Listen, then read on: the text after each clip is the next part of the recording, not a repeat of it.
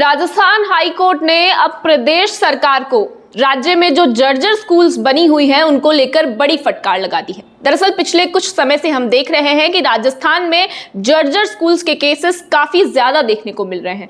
अब Rajasthan high court ने राज्य सरकार को फटकार लगाते हुए इसके मरम्मत कार्य को लेकर रिपोर्ट मांगी है और इसके साथ ही कहा है कि इसका जो निरीक्षण कार्य है वो PWD यानी कि सार्वजनिक निर्माण विभाग को नहीं देना है, इसके बजाय किसी स्वतंत्र बॉडी को ये निरीक्षण कार्य दिया जाना चाहिए। इसके साथ ही जस्टिस महेंद्र गोयल और जस्टिस अशोक कुमार जैन की इस खंडपीठ ने यह फैसला तब लिया जब झालावाड़ के एक सरकारी स्कूल की बिल्डिंग गिर जाती है उसकी जर्जर हालत के कारण और वहां पर कुछ विद्यार्थियों की वहां मौत हो जाती है। इस पर कार्यवाही करते हुए यह फैसला लिया गया है। साथ में यह भी कहा गया है कि ये जो काम है, ये जो मरम्मत कार्य है, अब कागजों में नहीं, इस बार धरातल पर दिखना बहुत जरूरी है।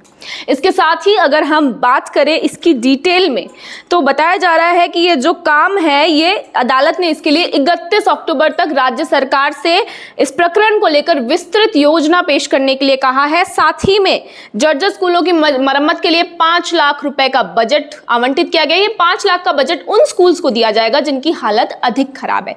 इसके साथ ही महाधिवक्ता राजेंद्र प्रसाद ने जब इस बजट की घोषणा की कि 5 लाख रुपए स्कूल्स को मिलेंगे जिसमें मरम्मत कार्य होगा, रंग रोगन होगा, तो हाईकोर्ट ने इस पर अंदेशा लगाते हुए उनसे सवाल पूछा कि 5 लाख में ये बजट कार्य आखिर हो क्यों जाए, कैसे जाएगा, क्योंकि 2-3 लाख रुपए तो रंग रोगन और पुताई में ही हो जाते हैं। तो क्या ये कार्य सिर्फ कागजों में हो रहा है?